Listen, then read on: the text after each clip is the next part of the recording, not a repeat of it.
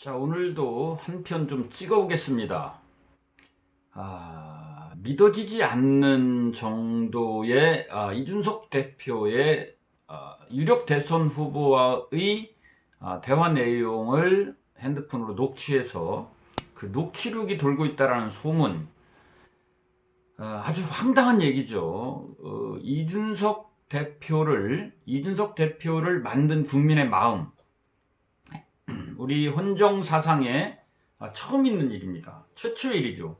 무선 국회의원을 한 번도 하지 않은 연속된 낙선, 두세 번 국회의원을 낙선한 어린 청년, 키드 정치, 그러니까 공정과 상식 이런과 거리가 먼, 그러니까 구색 맞추기식 젊은 청년을 공천한 이런 루트를 통해서 너무나도 쉽게 소년급제를 했죠. 소년급제.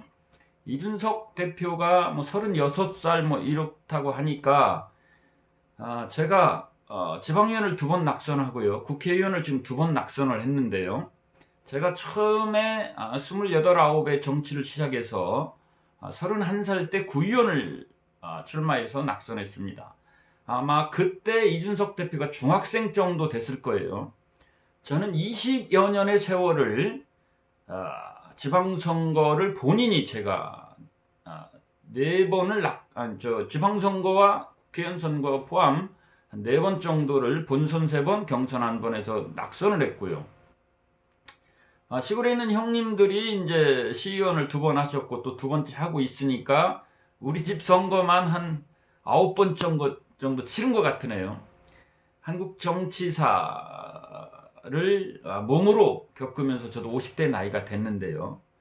이런 어린 친구가 당대표를 한다고 했을 때 저는 매우 우려를 했고, 저는 오선에 저보다 2살 많은 조경태 의원, 저랑 같은 시기에 저도 2004년도 국회의원 선거에 저도 나가고 싶었는데 여러 가지 환경이 안 돼서 구의원 낙선자였거든요. 저는 그 당시에 전국 청년위원장도 제가 출마했습니다. 그해 조경태 의원은 운이 좋아서 그때 돼서 벌써 5선 의원이 됐고, 저는 4번, 5번째 낙선을 하고, 물론 이제 고향이 또 다르고 여러 가지 환경이 다르니까요.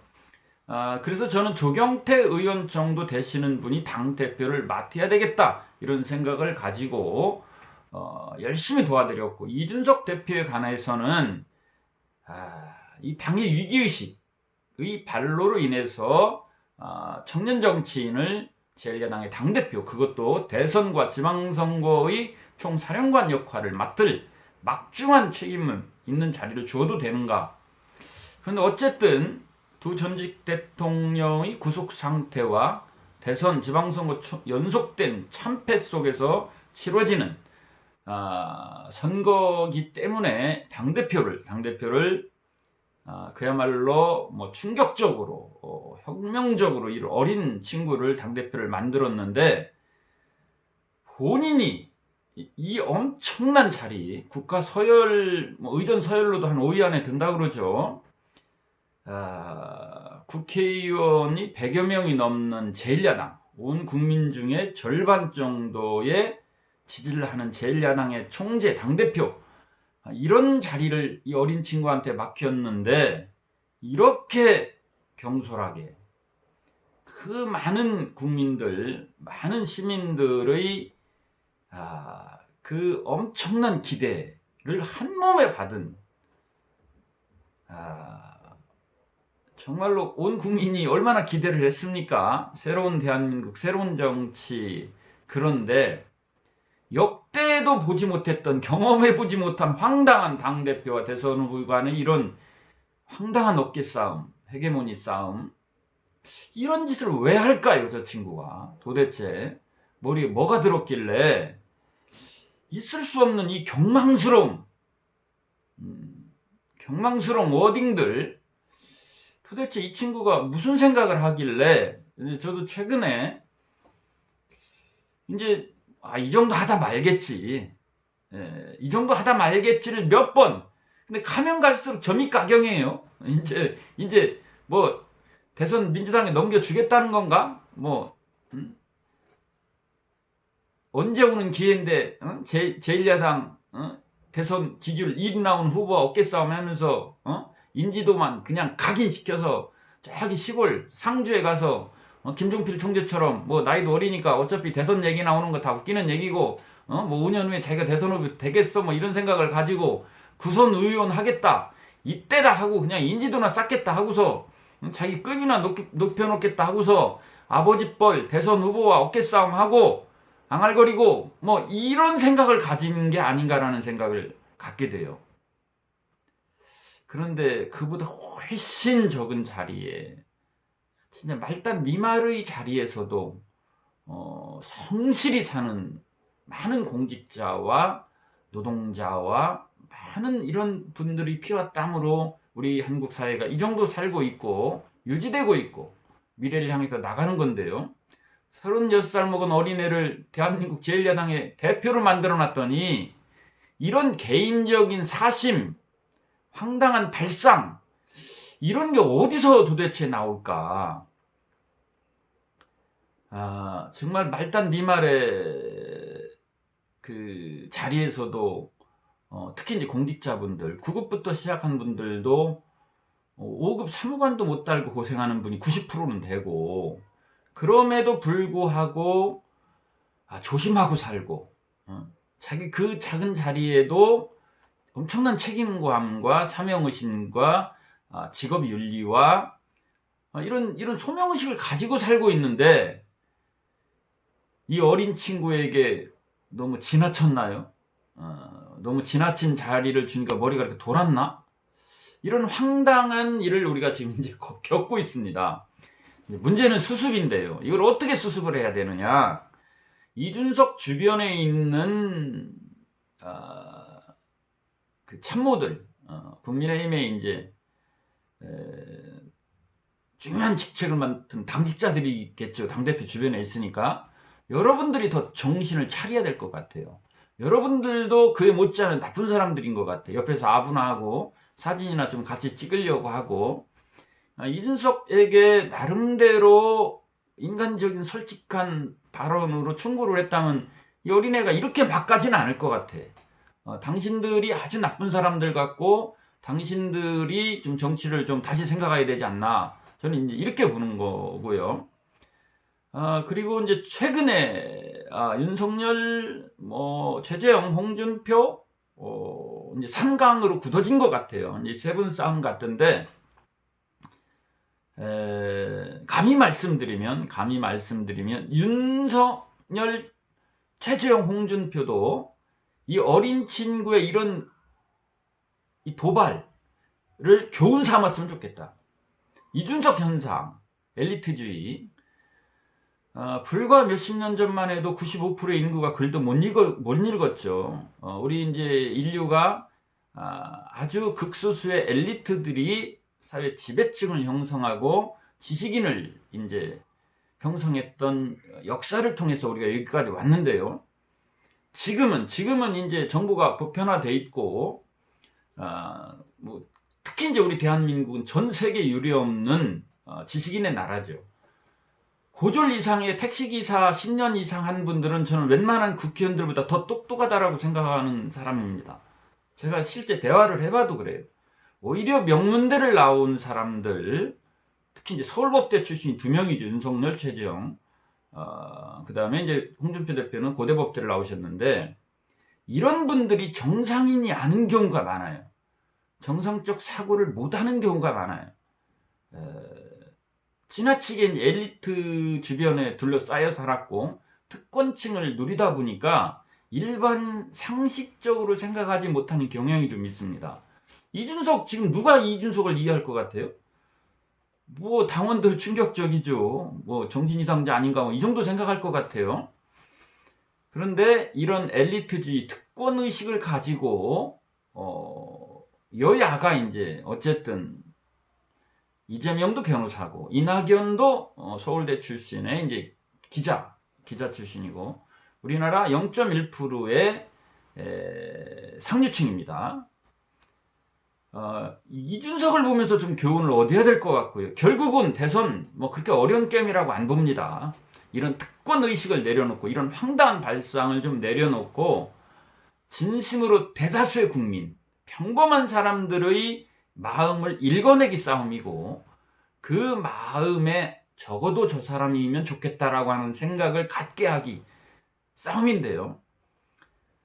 이준석을 보면서 교훈을 얻어라. 저는 이제 이 말씀을 드리고 싶어요. 하버드 대학 나온 천재가 일반 국민이 볼 땐 정신병자거든요.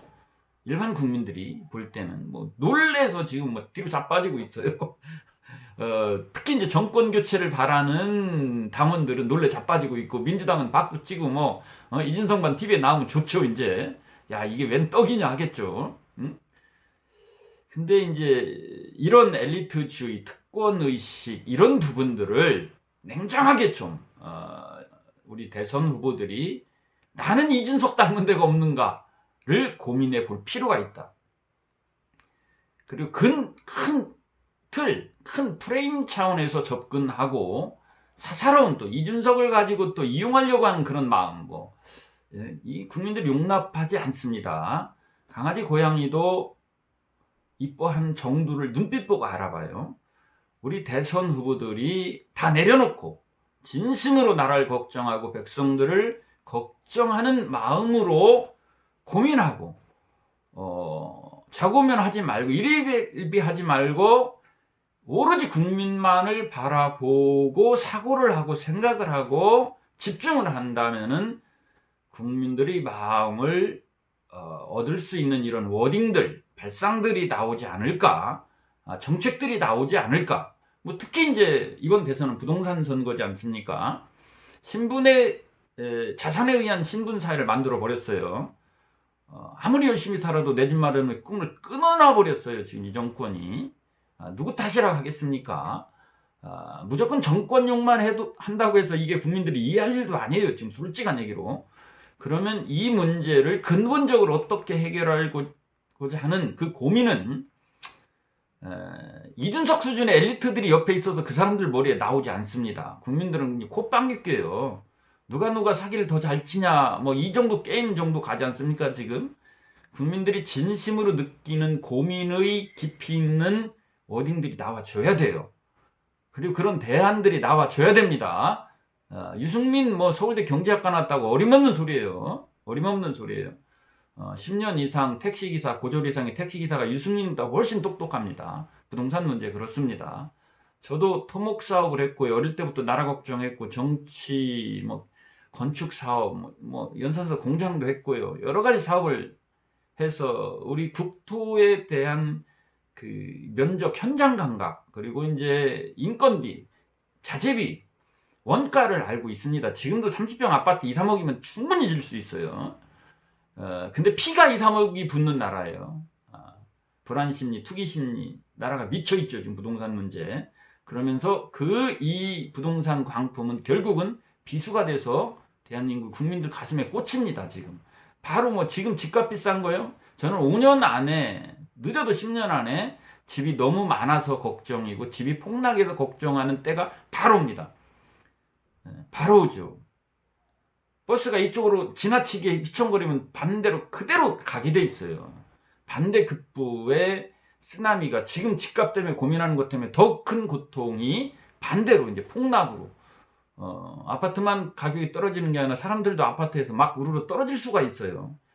이 현상을 가장 극단적으로 만든 것이 노무현 정부와 문재인 정부입니다. 특히 문재인 정부죠. 이제 극단적으로까지 몰아놨죠. 이제.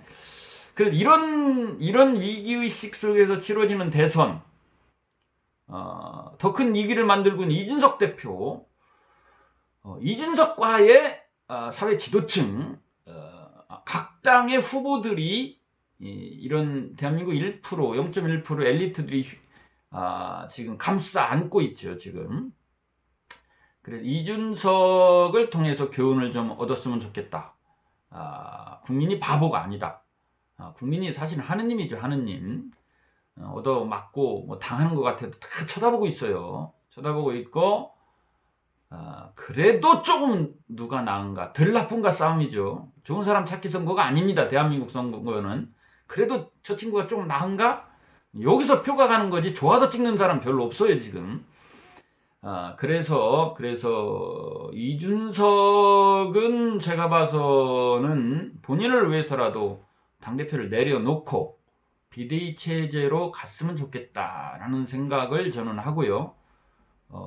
급한 대로 뭐 김종인이 다시 돌아오든지 아니면 최고위원 중에서 한 분이 하시든지 이런 수순으로 수습을 해야 되겠다. 이준석 가지고는 대선이 위험할 것 같다라는 생각을 하면서 급한 마음에 이렇게 방송을 한 편 찍었습니다. 오늘도 감사합니다.